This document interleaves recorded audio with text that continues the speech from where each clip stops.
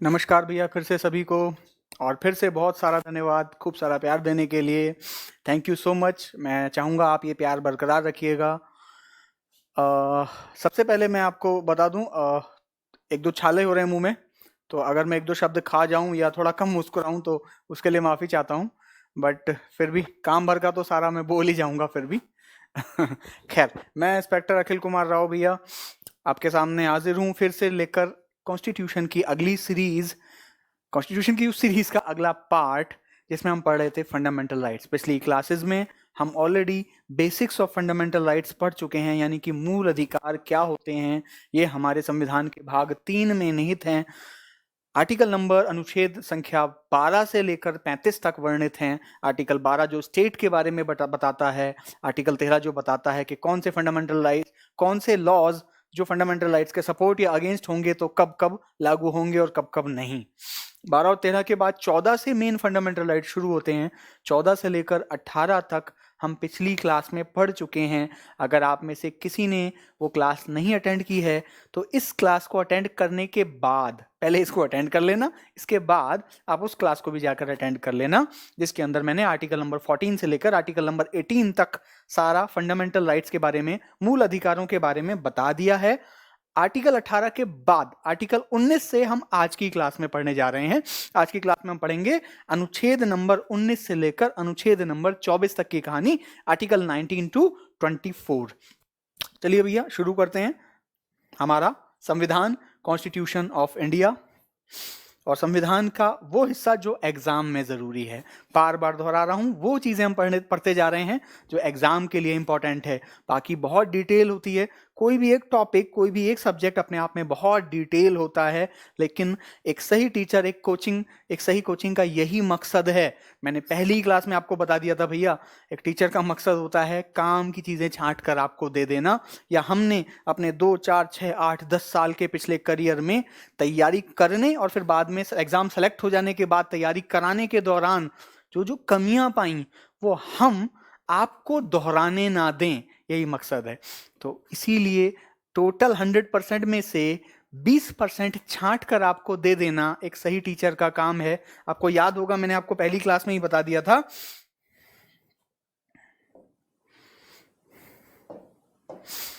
कि जीएस एक ऐसा पोर्शन है जिसे 20% और 80% में डिवाइड किया जा सकता है भैया। यानी कि 20% को अगर अच्छे से तैयार कर लिया जाए तो 80% से ज्यादा मार्क्स स्कोर किए जा सकते हैं। हमारा मकसद वही 20% देना होता है। 80% तो सेफर साइड रहते हुए कह रहा हूं भैया, मेरा ऐसा विश्वास है कि 90% से भी ज्यादा, 90% प्लस स्कोर किया जा सकता है केवल इस पोर्शन को तैयार करके। वही इस क्लास, इस सीरीज का मकसद है। मैं जो जो भी पढ़ाऊं कुछ भी मिस मत करिएगा, छोड़िएगा मत, आप सारा कवर कीजिएगा। मेरा वादा है, विश्वास है कि आप मोर देन सफिशिएंट स्कोर करेंगे। सिर्फ क्वालिफाइंग की बात नहीं कर रहा, अमंग द टॉपर्स हो जाएंगे। मैं ऐसा विश्वास दिलाता हूं। जो जो टॉपिक मैं आपको पढ़ाता जाऊं वो टॉपिक अगर आप सारा कंप्लीट करते हैं और इस तरह से अगर हम पूरा सब्जेक्ट तैयार कर लेते हैं, ऐसा मेरा विश्वास है, दावा है, भरोसा है, वादा है कि भैया आप सफिशिएंट स्कोर करेंगे कि अमंग द टॉपर्स आ सकें, टॉप के लड़कों में आ सकें। खैर चलिए शुरू करते हैं। आर्टिकल नंबर 19 अनुच्छेद 19 क्या कहता है भैया? अनुच्छेद 19 कहता है freedom of 6 rights including the right to speech and expression. यानी कि राइट टू स्पीच और एक्सप्रेशन समेत 6 प्रकार के अधिकार। फिर से दोहरा रहा हूं, आर्टिकल 19 में right to speech and expression, यानी कि हिंदी में बोलूं तो अभिव्यक्ति की आजादी, खुद को व्यक्त करने की आजादी, खुलकर अपनी बात कहने की आजादी समेत ऐसे टोटल 6 अधिकार दिए गए हैं जिन्हें अभी हम समझने वाले हैं। ये इतना इंपॉर्टेंट है भैया कि इसे बैकबोन ऑफ पार्ट 3, भाग 3 क्या है? मूल अधिकार, फंडामेंटल राइट्स। और इस आर्टिकल 19 को भाग 3 की बैकबोन, की रीढ़ की हड्डी कहा जाता है। यह इतना मजबूत और इतना जरूरी हो जाता है। इसके साथ दूसरी इंपॉर्टेंट बात क्या जुड़ी हुई है भैया? ये केवल भारतीयों को मिला हुआ है। पहली क्लासेस में, शुरू की क्लासेस में मैंने आपको बताया था कि मूल अधिकारों में कुछ मूल अधिकार केवल भारतीयों को मिले हुए हैं, केवल इंडियन सिटीजन्स को मिले हुए हैं, बाकी फॉरेनर्स, कुछ ऐसे अधिकार हैं जो फॉरेनर्स को भी मिले हुए हैं। तो वो कौन से ऐसे अधिकार हैं, एग्जाम के लिए ये बहुत इंपॉर्टेंट सवाल हो जाता है, इसलिए मैं इसे यहीं पर ही कवर करता चलता हूं। मैंने आपके लिए सारे एक साथ लिख दिए हैं। Fundamental rights only to Indian citizens, वह मूल अधिकार जो केवल इंडियन सिटीजन यानी केवल भारतीयों को प्राप्त हैं। आर्टिकल 15, 16, 19, 29, 30 इतने ही है भैया। हम जानते हैं आर्टिकल 12 से लेकर आर्टिकल 35 तक क्या है, मूल अधिकार, फंडामेंटल राइट्स हैं। 12 और 13 में तो व्याख्या है, 12 में तो डेफिनेशन ऑफ फंडामेंटल राइट्स है, सॉरी डेफिनेशन ऑफ स्टेट है कि स्टेट क्या है, स्टेट के विरुद्ध हमें फंडामेंटल राइट्स मिले हुए हैं तो स्टेट क्या है वो समझाया गया है। 13 में भी वही बताया गया है, फंडामेंटल राइट्स के अगेंस्ट या उसके समर्थन में कौन कौन से लॉ हैं और कब कब लागू होंगे। 14 से शुरू होते हैं फंडामेंटल राइट्स। सारे दोनों कड़ियां याद करने की बजाय एक स्टेप क्या कहता है, वो फंडामेंटल राइट्स जो केवल भारतीयों को प्राप्त हैं। दूसरा कहता है वो फंडामेंटल राइट्स जो भारतीयों और फॉरेनर्स दोनों को प्राप्त हैं। तो आम भैया तरीका तो ये कहता है कि आप इसे याद करो, इसे याद करो, पर मैं हमेशा स्मार्ट वर्क को तरजीह देता हूं। एक्सक्यूज मी, आपको दोनों याद करने की जरूरत नहीं है। मैं अपने एग्जाम के दौरान भी इजीली और स्मार्ट वे में तैयारी करने की कोशिश किया करता था। थोड़ा आलसी किस्म का व्यक्ति था, ये मैं शुरू में ही आपको बता चुका हूं। तो मैं हर चीज को कोड, स्टोरीज के माध्यम से चीजें जोड़कर याद करता था और कम से कम मेहनत में ज्यादा आउटपुट निकाला जा सके। तो इसे स्मार्ट वर्क की कैटेगरी में डालते हैं। मैं वही आगे अपने स्टूडेंट्स, अपने छोटे भाई बहनों तक उसी सलाह को पहुंचाने की कोशिश करता हूं। आप भी स्मार्ट वर्क अपनाइएगा, आपको दोनों याद नहीं करने हैं भैया, ठीक है। ये मैंने लिख फिर भी दिए कई बार क्लास में, फिर भी मेरे कई भाई बहन खड़े हो जाते हैं, तो क्या जी मैं ये समझूं कि 15 यहाँ लिखा है तो 14 नहीं लिखा है, इसका मतलब 14 क्या दोनों को मिला हुआ है? मैंने कहा हाँ भैया दोनों को मिला हुआ है। इसके पीछे सरदार जी की कहानी है। एक बार क्या होता है, संता अपनी गर्लफ्रेंड के घर जाता है और उनके भाई बंधुओं से बात करता है, प्रपोज करता है, उन्हें जाके शादी का प्रस्ताव दे देता है। कहता है मैं जी आपकी बहन से शादी करना चाहता हूँ। उसके भाई बंधु जो भी मामा चाचा थे सब बहुत नाराज हो जाते हैं और संता की जम के धुलाई करते हैं, उसको खूब कूटते हैं, संता को गिरा गिरा के मारते हैं। संता पिटाई खाने, गिरने कुटने के बाद खड़ा होता है, अपने कपड़े झाड़ता है और झाड़कर कहता है तो फिर क्या मैं ना समझूं? तो कहने का मतलब भैया कई बार मजाक में ही लीजिएगा, ये मत सोचने लगी अरे संता की बात कह दी, अरे सरदार जी के अगेंस्ट तो नहीं है आप? नहीं, मैं सरदार जी के अगेंस्ट नहीं हूँ। ये चीजों को हल्के फुल्के तरीके से याद करने का एक तरीका है। तो कहने का मतलब ये है कि हाँ, आप इसका मतलब ना ही समझिए, कपड़े झाड़ के पिटने के बाद हमें पूछने की जरूरत नहीं है, ना समझे। आपको सिर्फ ऊपर वाले याद कर लेने हैं, बाकी बचे हुए दोनों को मिले हुए हैं, ऐसे याद कर लीजिएगा।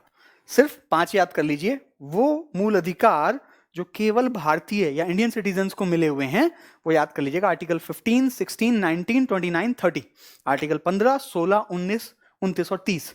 बाकी बचे हुए जो भी हैं वो दोनों को मिले हुए हैं। इस तरह से हम याद कर सकते हैं। साथ ही मैंने 1-2 पॉइंट्स और लिख दिए जो एग्जाम के लिए जरूरी हैं वापस पढ़ने से पहले, आर्टिकल 19 पे जाने से पहले ही। Fundamental rights are justiciable unlike fundamental duties and directive principles of state policy.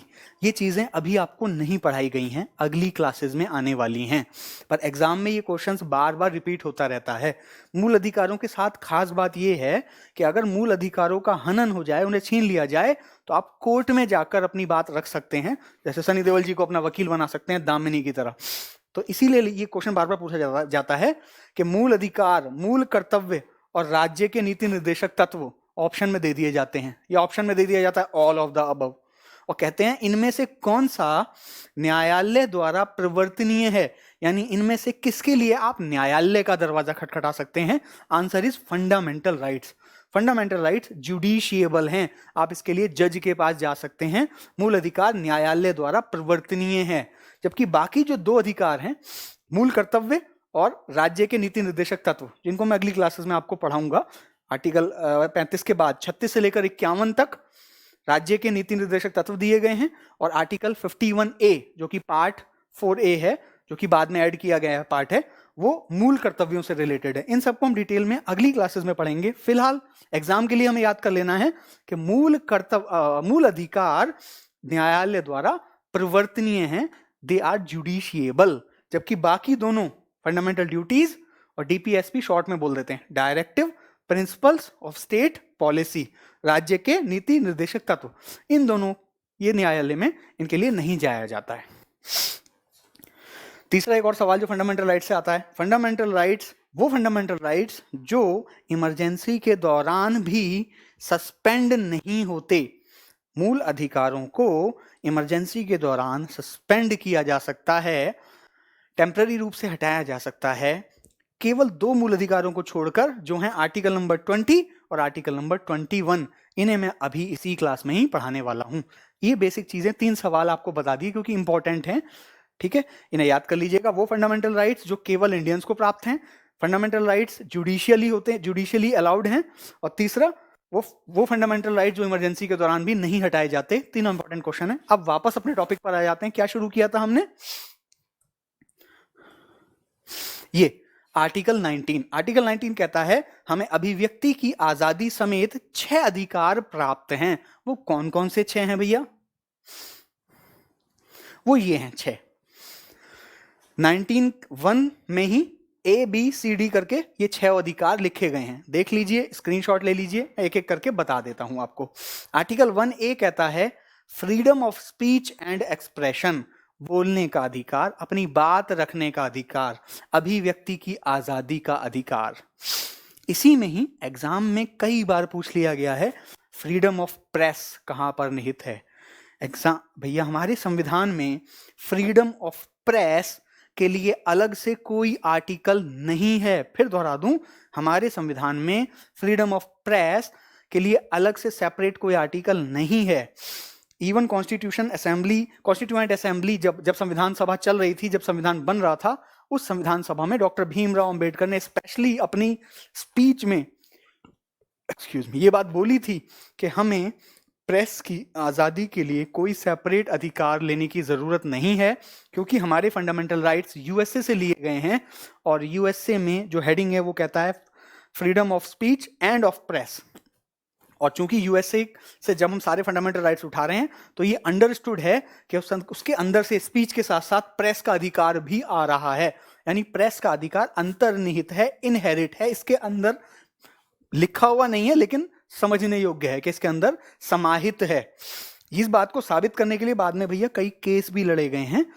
Brijbhushan versus state of Delhi और Sakal papers versus union of India, ये कुछ केसेस थे जिसके अंदर कोर्ट ने भी बार बार कहा है कि भैया फ्रीडम ऑफ प्रेस की आज़ादी आर्टिकल 19(1)A का हिस्सा है। एग्जाम में जब भी क्वेश्चन आए फ्रीडम ऑफ प्रेस कहाँ दिया हुआ है, आंसर इज 19(1) में, 19(1) का A।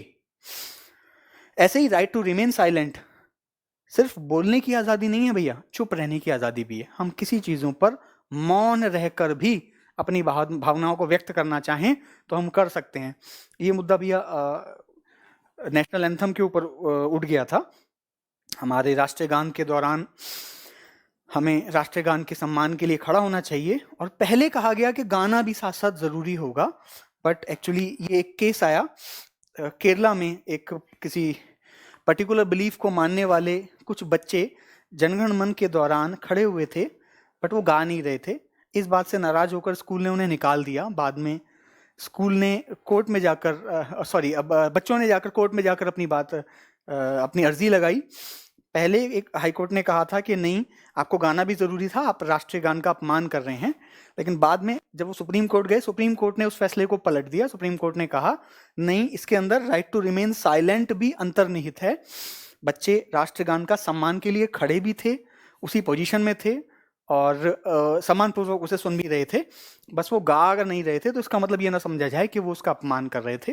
तो इस हिसाब से राइट टू रिमेन साइलेंट भी इसी का पार्ट है।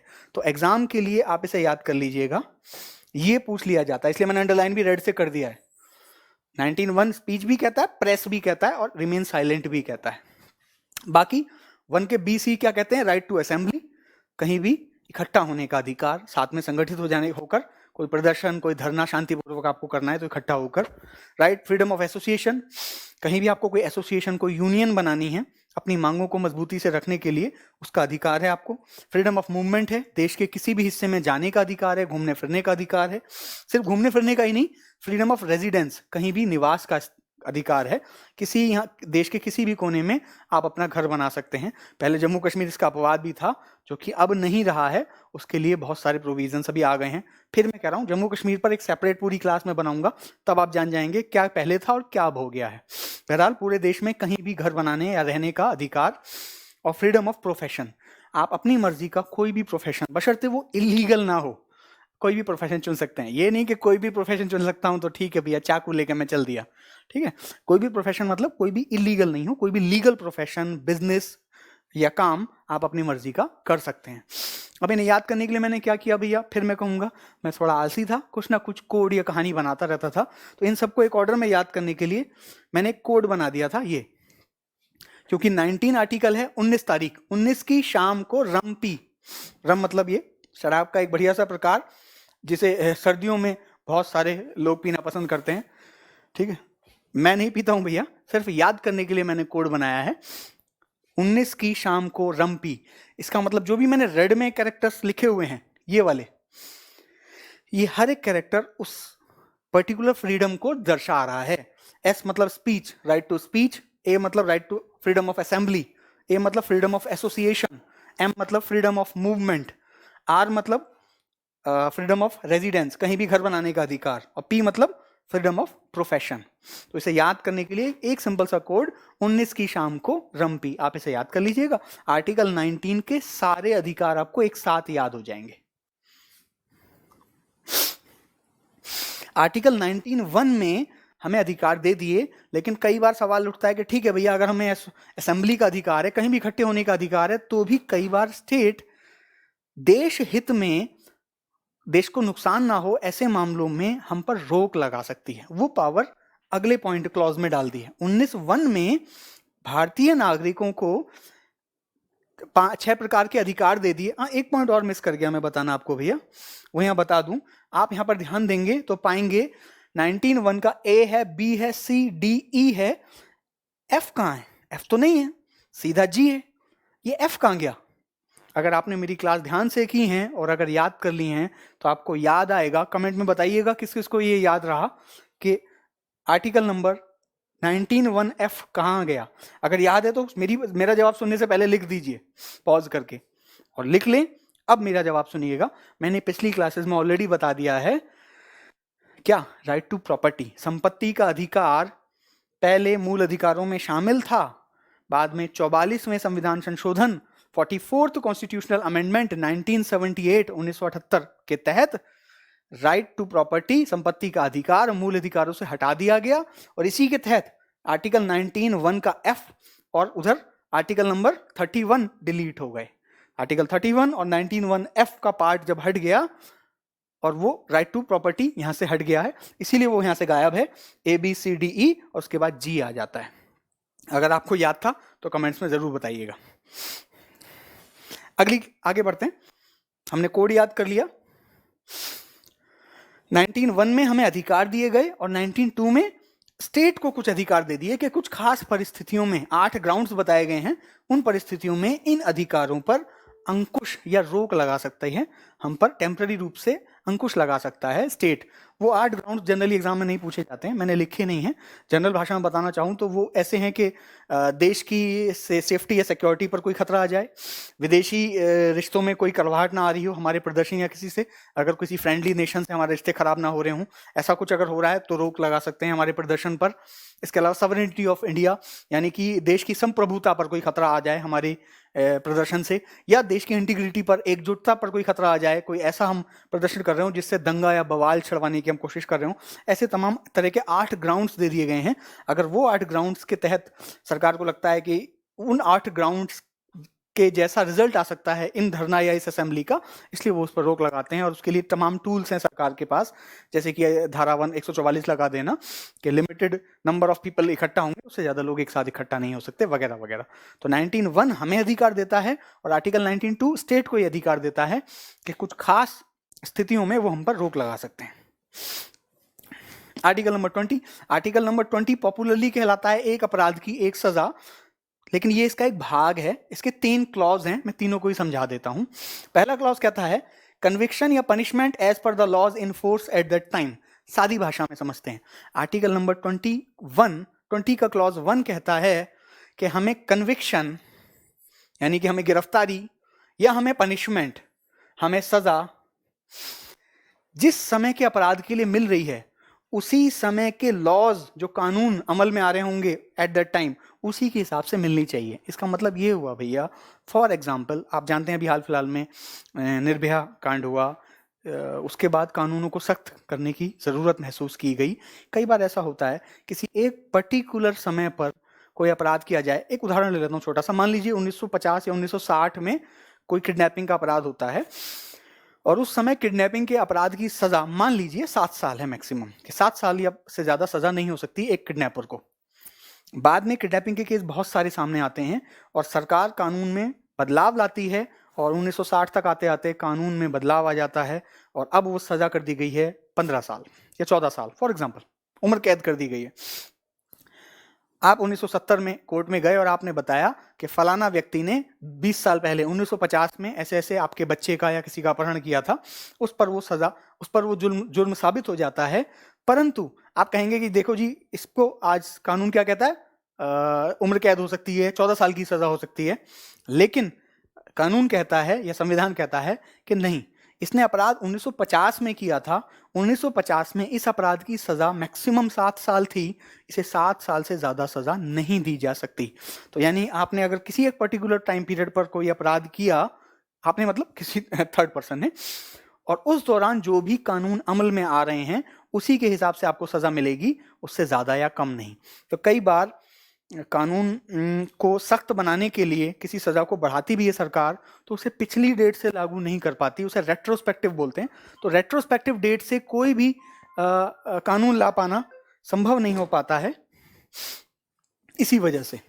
दूसरा कहते हैं आर्टिकल 20 का 2 कहता है 1 पनिशमेंट फॉर 1 क्राइम, एक अपराध की एक सजा।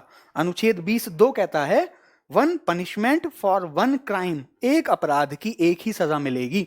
यानी कि अगर आपने कोई एक पर्टिकुलर अपराध किया, उदाहरण के तौर पर समझाता हूं, राम ने श्याम का कत्ल कर दिया, राम को गिरफ्तार कर लिया गया, कोर्ट में केस चला, केस में राम को सजा हो गई, 14 साल की सजा काटी गई। 14 साल की सजा काटने के बाद राम जी बाहर आते हैं और बाहर आकर देखते हैं अरे श्याम तो जिंदा है, श्याम तो मरा ही नहीं था, वो तो गलत फहमी में किसी और की डेड बॉडी को श्याम की बॉडी समझ लिया गया और मुझे सजा हो गई, वगैरह वगैरह। अब राम चाहे तो श्याम का कत्ल कर सकता है, यानी कि राम को श्याम के कत्ल की सजा ऑलरेडी मिल चुकी है। मजाक में उदाहरण के तौर पर मैंने इस भाव को समझाने की कोशिश की है, इसका मतलब ये मत समझ लेना कि उसको कत्ल का लाइसेंस ही मिल गया, वो जाके ही करेगा ही। खैर, तो कहने का मतलब आपको एक अपराध के लिए एक ही बार सजा दी जा सकती है, 1 पनिशमेंट फॉर 1 क्राइम। तीसरा है none could be compelled to be a witness against himself. 20 का 3 कहता है किसी को भी कंपेल यानी दबाव नहीं बनाया जा सकता, टू बी विटनेस गवाह बनने के लिए, अगेंस्ट हिमसेल्फ उसके खुद के खिलाफ। किसी भी व्यक्ति को खुद के खिलाफ गवाही देने के लिए बाध्य नहीं किया जा सकता, किसी को मजबूर नहीं कर सकते कि आप खुद के खिलाफ गवाही देंगे। कई बार आप इसलिए ऐसा देखते भी हैं कि पुलिस जो है जम के कुटाई करती है, तोड़ाई करती है, आपके खिलाफ आपसे गवाही लिखवाएगी। अब बाद में कई बार जो होता है वहां जाके शातिर अपराधी मुकर जाते हैं। इनफैक्ट मैं आपको बताऊं, जो मेरे रिलेटिव या जानकार और भी दूसरे विभाग से जुड़े रहे हैं, उनके अनुभव भी वो बताते हैं कि कई बार ऐसा होता है, और मैं खुद भी अरेस्ट और गिरफ्तारी के टच में जितना भी रहा हूं, मैंने जो चीज़ें विभाग में रहकर जो अरेस्ट और गिरफ्तारियां खुद की हैं या करवाई हैं, जो अगर शातिर अपराधी होता है वो पिटने की नौबत नहीं आने देता। हम उसको गिरफ्तार करते हैं और उसको बोलते हैं चल भाई बता ये तूने कैसे कैसे किया, और सच में कबूल करके तूने ये किया है ना, कहता है हाँ सर मैंने ही किया है, चल इस पेपर पे लिख के बता। ठीक है सर मैं लिख देता हूँ, वो लिख देगा आराम से, और कोर्ट में जाकर मुकर जाएगा, नहीं जी मुझसे तो जबरदस्ती लिखवा लिया गया था। वो जानता है उसे खुद के खिलाफ गवाही देने के लिए बाध्य नहीं किया जा सकता। इसकी एक मजेदार कहानी मैं आपको सुनाता हूँ। एक बार क्या होता है, 3 देशों की पुलिस में एक होड़ लग जाती है। ब्रिटेन या इंग्लैंड की पुलिस होती है, यूएसए की पुलिस को बुला लिया जाता है, और भारत की पुलिस होती है, और तीनों में एक शर्त लगाई जाती है एफिशिएंसी चेक करने के लिए कि ठीक है भाई देखते हैं तीनों में से कौन सबसे तेज पुलिस है। एक सफेद रंग का कुत्ता छोड़ दिया जाता है और कहा जाता है कि ठीक है इस सफेद रंग के कुत्ते को जो भी ढूंढ के लाएगा और वो ये माना जाएगा कि वो पुलिस सबसे होशियार है, सबसे तेज है। कुत्ता छोड़ दिया जाता है और यूके की पुलिस को भेज दिया जाता है, वो अपने इंटेलिजेंस अपने मशीनरी से 8 घंटे के अंदर उस कुत्ते को बरामद कर लेते हैं और वापस ले आते हैं। सब लोगों को बड़ी खुशी होती है कि पूरे शहर में से 8 घंटे के अंदर उन्होंने कुत्ते को ढूंढ निकाला। यूएसए की पुलिस का नंबर आता है और वो और बेटर इक्विपमेंट का इस्तेमाल करते हैं और मात्र 6 घंटे के अंदर जो है उस कुत्ते को पकड़ लाते हैं, सफेद वाले को, और उसे बरामद दिखा देते हैं। सब लोगों को और खुशी होती है कि भाई और एफिशिएंट है। अब माफी चाहूंगा, इंडियन पुलिस पर दबाव आ जाता है कि भाई हमें और भी जल्दी काम करना है। सफेद कुत्ता छोड़ दिया जाता है और इंडियन पुलिस वाले भी उसके पीछे छोड़ दिए जाते हैं। 1 घंटा, 2 घंटा, 4 घंटा, 8 घंटा, 10 घंटा बीत जाते हैं, ना कुत्ता आता ना पुलिस आती। सब परेशान, जूरी परेशान, जाकर देखते हैं भाई थाने में जाके पता करो क्या मामला है, कहाँ गए सब पुलिस वाले। थाने में पहुंचते हैं तो ये नजारा देख रहे होते हैं, पुलिस वाले एक सफेद गधे को पकड़कर बुरी तरह पीट रहे होते हैं और उसे कह रहे होते हैं कबूल कर कि तू ही कुत्ता है। जोक के माध्यम से मैं बताना चाह रहा हूं कि आप किसी को भी खुद के खिलाफ गवाही देने के लिए मजबूर नहीं कर सकते। ये भी एक जोक है, किसी बात को सीरियसली मत ले लेना कि अच्छा, हम बहुत जल्दी जज करने लगते हैं कई बार। अच्छा, क्या आप पुलिस के अगेंस्ट हैं? नहीं भैया, मैं ऐसा नहीं हूं, मैं खुद पुलिस वाले परिवार से हूं, खुद सरकारी विभाग में जॉब करता रहा हूं, मैं जानता हूं जिन हालात में हम काम करते हैं। ये हंसी मजाक के तरीके हैं चीजों को जल्दी याद करने के लिए, ताकि आपको वो बेहतर याद रह सके। इसलिए आर्टिकल नंबर 20 के तीनों पार्ट क्या कहते हैं? पहला, आपको जिस समय गिरफ्तार किया गया उस समय के कानून के हिसाब से ही आपको सजा मिलेगी। दूसरा, एक अपराध के लिए आपको एक ही बार सजा दी जा सकती है। और तीसरा, किसी को भी उसके खिलाफ गवाही देने के लिए मजबूर नहीं किया जा सकता। ये आर्टिकल नंबर 20 कहता है।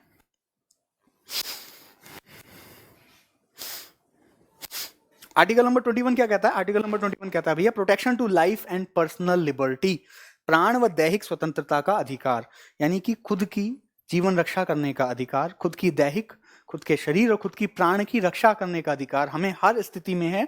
चूंकि ये इतने इंपॉर्टेंट आर्टिकल्स हैं, आर्टिकल नंबर 20 और 21, 20 जरा से अपराध में भी किसी भी तरह की गिरफ्तारी में के केस में लागू होता है और 21 आपको अपनी जान की सुरक्षा करने की का अधिकार दे रहा है। इसीलिए इनको इमरजेंसी के दौरान सस्पेंड नहीं किया जाता। मैं पीछे ही लिखवा चुका हूं, आर्टिकल नंबर 20 एंड 21 को ऐसे मूल अधिकार हैं जिनको इमरजेंसी के दौरान भी सस्पेंड नहीं माना जाता है। हिंदी में इसे बोलते हैं प्राण व दैहिक स्वतंत्रता का अधिकार। अब ये तो डायरेक्ट हेडिंग है, या तो डायरेक्ट हेडिंग एग्जाम में आ जाएगी तो आप याद कर लीजिएगा, लेकिन ये थोड़ा सा इंपॉर्टेंट पार्ट है। एग्जाम का लेवल जैसे थोड़ा बेटर हो रहा है, एग्जामिनर्स को पता चल रहा है कि हाँ भैया जनरल हेडिंग सब बच्चे याद करके आ रहे हैं, तो वो उसके अंदर के निहित कुछ पार्ट को कई बार पूछ लेते हैं। जैसे ये टेलीफोन टैपिंग वाला मामला है। राइट टू प्राइवेसी, विभिन्न कोर्ट केसेस के माध्यम से ये माना गया है, कोर्ट डिसीजंस में ये पाया गया है कि right to privacy, right to ये protection of to life and personal liberty का ही पार्ट है। आर्टिकल 21 के अंदर ही इनहेरिट है, अंतर्निहित है राइट टू प्राइवेसी। यानी कई बार एग्जाम डायरेक्टली ये ना पूछ के ये कह देगा, जैसे टेलीफोन टेपिंग का मामला है, आप किसी के भी टेलीफोन को टेप नहीं कर सकते अगर जब तक कि सरकारी सुरक्षा का मामला ना हो, बहुत बड़े आदेश चाहिए होते हैं, ऊपर तक की परमिशन लेनी पड़ती है, वरना ये गैर कानूनी है। क्योंकि आप टेलीफोन टेप करके किसी की प्राइवेट बातों में को सुन रहे हैं, उसमें दखल दे रहे हैं, जबकि राइट टू प्राइवेसी हमारा एक मूल अधिकार है। प्राइवेट में हम अपनी बातचीत कुछ भी कर रहे हैं, वो हमारा एक मूल अधिकार है। इसको एग्जाम में कई बार हाल के दिनों में कुछ एग्जाम्स में पूछ लिया गया है, इसलिए आप इसको याद रखिएगा। इसके अलावा right to live in healthy environment, right to live जब हमें मिला हुआ है, राइट टू लाइफ जब हमें मिला हुआ है, तो कैसे स्टैंडर्ड में, कैसे एनवायरनमेंट, कैसे माहौल में हम रहेंगे, इसका अधिकार भी हमारे लिए पाना जरूरी था।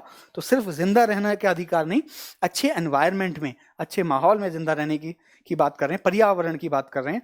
तो अगर पर्यावरण को नुकसान पहुंचाने वाली कोई प्ली अदालत में जाती है तो इसके तहत भी जा सकती है कि भैया देखो, पर्यावरण को, मेरे आसपास के वातावरण या पर्यावरण को नुकसान पहुंचाया गया और एक स्वस्थ वातावरण में जीने का अधिकार मुझे आर्टिकल 21 देता है। और इसके तहत मैं पहले भी आपको बता चुका हूं, फिर दोहरा दे रहा हूं, मूल अधिकार अगर छिन जाएं तो आर्टिकल 32 हमें डायरेक्टली सुप्रीम कोर्ट जाने की शक्ति प्रदान करता है।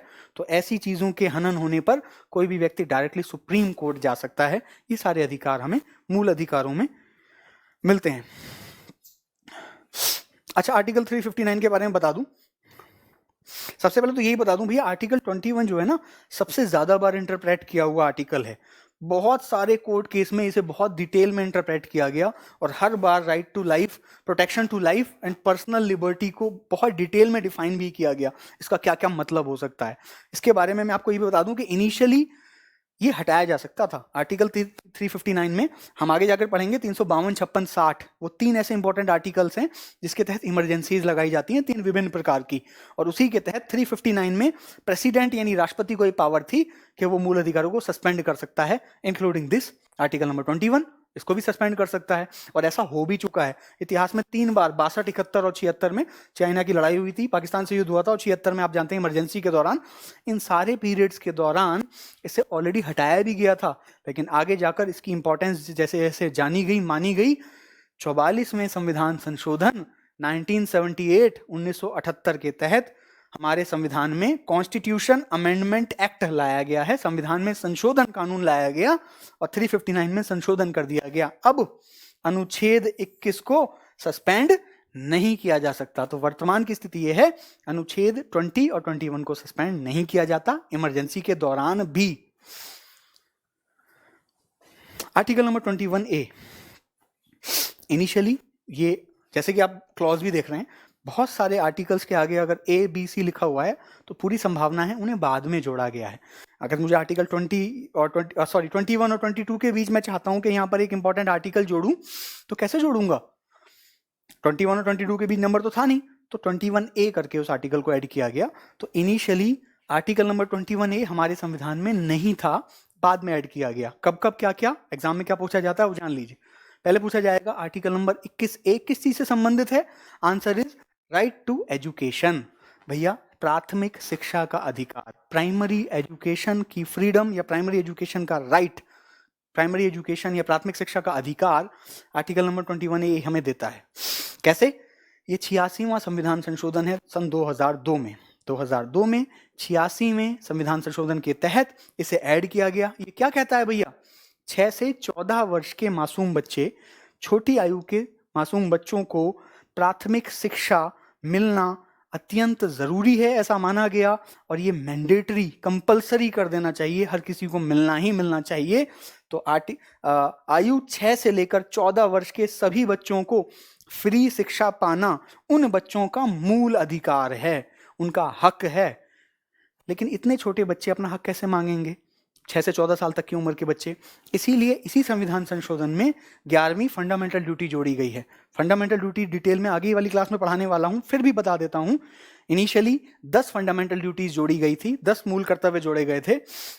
11वें मूल कर्तव्य को यहां जोड़ा गया और इस 11वें मूल कर्तव्य में कहा गया कि चूंकि 6 से 14 वर्ष के बच्चे छोटे हैं, वो अपना हक तो नहीं मांग सकते, इसलिए उनके अभिभावक, उनके गार्जियंस, चाहे उनके माता पिता या जिनके अंडर भी वो परवरिश ले रहे हैं, उनका ये दायित्व है, उनका ये कर्तव्य है कि उनको ये अधिकार दिलाएं और ऐसे छोटे बच्चों के को स्कूल से महरूम ना होने दें, उन्हें फ्री प्राथमिक शिक्षा मिले। सरकार ये सुनिश्चित करे और उनके माता पिता या जो भी गार्जियन है, अभिभावक हैं, वो ये सुनिश्चित करें कि इन बच्चों को इनका ये अधिकार मिले। ये बहुत ही इंपॉर्टेंट है और आप समझ सकते हैं हमारे समाज के लिए कितना ज़रूरी है।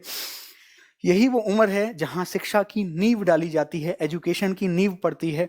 इस नींव के, इस एजुकेशन, इस लेवल के, इस आयु वर्ग के बच्चों में अगर मजबूत बुनियाद डाल दी जाए तभी वो सपना पनपता है जब उन्हें बड़े अधिकारी, बड़ा बिजनेसमैन, बड़ा ऑफिसर, बड़ा साइंटिस्ट या बड़ा डॉक्टर बनने की चाहत पैदा होती है।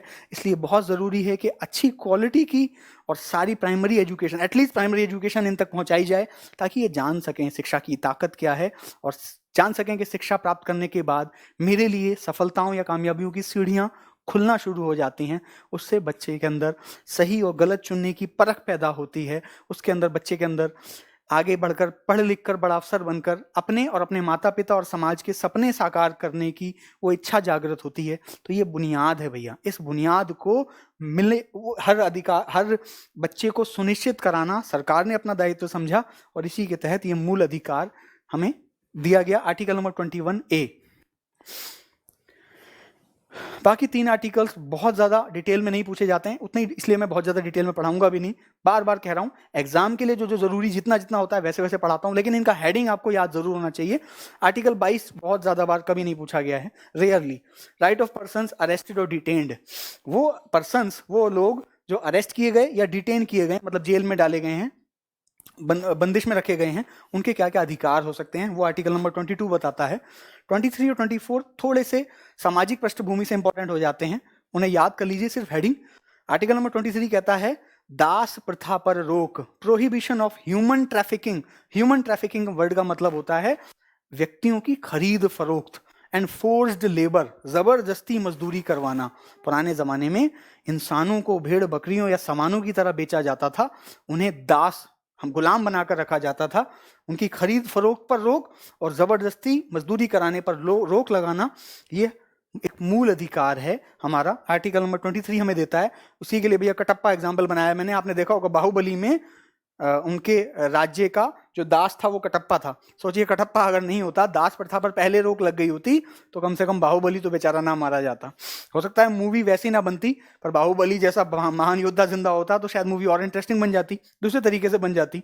खैर, याद करने के लिए ये लाइटर नोट में मैं आपको बता रहा हूं, पर एग्जाम के लिए इंपॉर्टेंट है। आर्टिकल 23 दास प्रथा पर रोक लगाता है, व्यक्तियों की खरीद फरोख्त पर रोक लगाता है। उसी तरह आर्टिकल नंबर 24 बच्चों से कराई गई मजदूरी पर रोक लगाता है, बाल मजदूरी पर रोक लगाता है, इंग्लिश में प्रोहिबिशन ऑफ चाइल्ड लेबर। ये कहता है कि भैया 14 साल से अगर छोटा कोई बच्चा है तो उसे हजार्डस प्लेस पर काम नहीं कराया जा सकता। हजार्डस प्लेस पर काम ना करना उसका मूल अधिकार है। हजार्डस प्लेस क्या क्या हो सकती हैं? जहां जान का खतरा हो जाता है, जैसे कि माइंस, कोल माइंस, कोयले की खदानें, वहां बहुत रिस्क होता है, कई बार पहाड़ दरक जाते हैं, कई बार लोग दब जाते हैं, वो बहुत रिस्की प्लेस है। या कहीं ऐसा पावर हाउस या ऐसी बिजली का कोई ऐसा स्थान, ऐसे रिस्की जगहों पर 14 साल से छोटे बच्चे को काम नहीं कराया जा सकता। 14 साल के बाद हालांकि बच्चा अपने जीवन यापन के लिए काम कर सकता है, या मजबूरी में भी 14 साल से कम वाला बच्चे को काम मिल सकता है ऐसी जगहों पर जो सेफ हैं। कई बार कोई बड़ा ना होने की वजह से बच्चे के कंधों पर यह बोझ आ जाता है कि कम उम्र से ही उसे अपने परिवार की जिम्मेदारी उठानी पड़ती है। लेकिन हजार्डस प्लेसेस पर ऐसे बच्चों से मजदूरी जबरदस्ती या उनकी इच्छा कैसे भी नहीं कराई जा सकती, ये उनका मूल अधिकार है। तो ये बेसिक अधिकार भैया हमारा संविधान हमें प्रोवाइड कराता है। यहां तक हमने पढ़ लिया आर्टिकल नंबर 19 से आर्टिकल नंबर 24 तक। सारे रिवाइज कर लीजिएगा, याद कर लीजिएगा, दोहरा लीजिएगा।